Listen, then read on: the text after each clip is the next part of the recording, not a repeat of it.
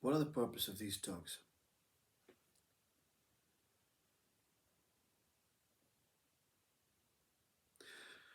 Well, like any other talk, there are multi-purposes. But this multi-purposes all arise from one single purpose: the opportunity to be here.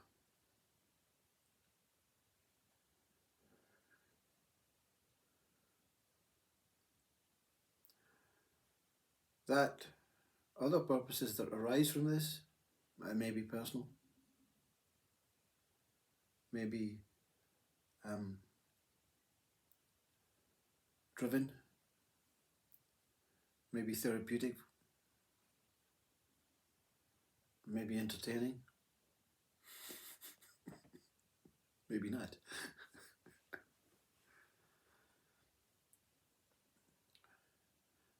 But the opportunity to be here is not to be here.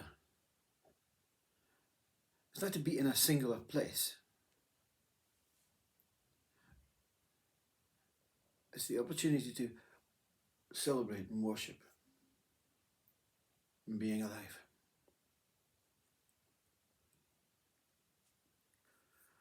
One of the things that not many speak about is when you discover what you're not, into the discovering of what you are, that is unknowable, unshareable. The mind says, what's the point? What's the point of taking all the information, all the knowledge, to learn about you being a human, a person, a body, and with an intelligent mind, and to have gained all this stuff, houses, cars, partners, friends, experiences, money, and you want to go backwards and find out that you're none of these things, to find out that you don't know what you are.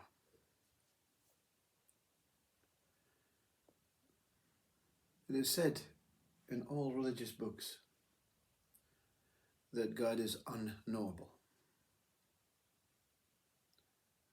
So when you become unknowable to yourself, you're not God, but you're extremely close to that what it is. Now, when this unknowable within yourself is revealed,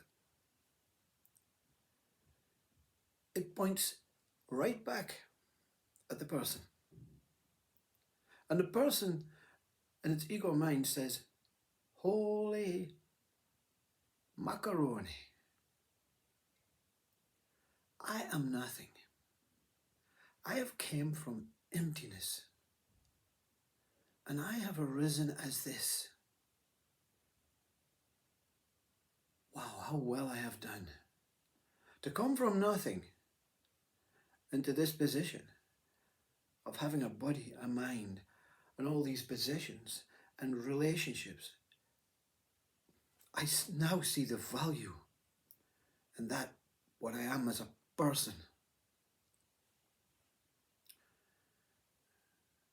It is an opportunity to realize your development. You know you've came through hundreds of bodies to get to this stage.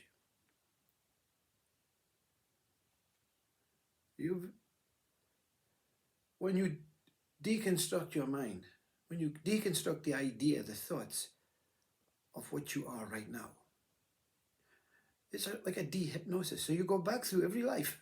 You don't know the names of what you are or what you look like or whatever it is, but that essence of ongoing livingness that is getting closer and closer and closer and closer to nothing, to emptiness, to that abyss, that Vedanta Upanishad state. And some, like the speaker, crossed over that emptiness state to that what is beyond even emptiness. see, unknowable. The mind cannot deal with that one. But that's not relevant, you see. It's just an experience that you cannot share. You cannot project. You cannot paint. So now you know how really good you are as a person. How much you've done, how much you've achieved. Not in a miserable sense, like the mind that, oh yes, I got a certificate in this, I got a certificate in that, I got so many pats in the back from them, I got this, I got that. No. You've managed to overcome so many deaths, so many births, and you're still here. And you're still going on. And you're going on and on and on, and you'll never not go on. So you've discovered the past, basically, what you truly are, unknowable. You've discovered the future, the present. Wow, I'm so happy. I'm so content. And you've discovered the future. No end. But to share that in a lecture hall, in a satsang hall with other beings, is to take away the experience. No one can understand it. No one can believe it. No one can consider it. No one can connect with it because they've not experienced it. So also you're not superior because everyone will have to go through it at some point, at some life. And boy, it's worth it. It's worth discovering how much you've grown. In your present day mental state, you could say, well, I'm poor, I'm still working. I'm not as successful as a king or a queen. But that's your measuring mind. You're still here. That's when the valuation of status and all that bullshit that you've been learning about for years and years and bodies to overcome. We probably all started as a king. And then God, in his joking way, says, oh, okay, now let's go back to the pauper and see if you can develop into the king again. Not meaning crowns and castles and homeless, but meaning I'm taking away your intelligent mind every time, and I'm going to make you a child again. And let's see how you develop this mind in this body, in this life. So that's why I'm here. Not to benefit my development, my growth, my ideas, my concepts, but my position. And my position is always here. It's not in the chair. It's not speaking to you. It means my position is always life, always consciousness. The position is always consciousness. And we have so much infinite ways, diverse ways, through many bodies of experiencing different qualities of consciousness. If you're not experiencing your ultimate quality of consciousness right now, you are. But you just don't know it. You've decided that information and development and concentrating on something that everyone has to concentrate on. No one is exempt from having to work. No one is exempt from having to sleep. No one is exempt from having to dance and sing. No one is exempt from the qualities of what we have created as humans through a godly, conscious offering of mind. So don't fear. Just be here. Be here means presence. You want to taste it? You can taste it. Don't go for the enlightened stuff. Don't go all that way. Don't go back into that emptiness. Just have a little flashback. Jiddu Krishnamurti has a wonderful, wonderful way of explaining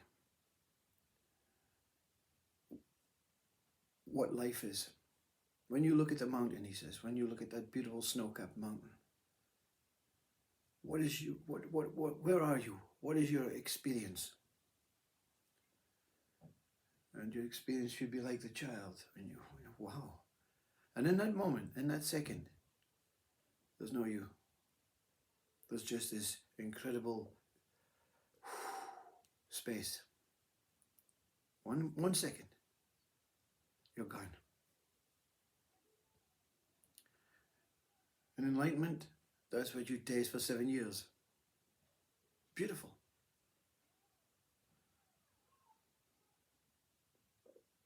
But it's not really of any benefit because you've wasted 7 years of developing, of moving forward, of growing, of expanding.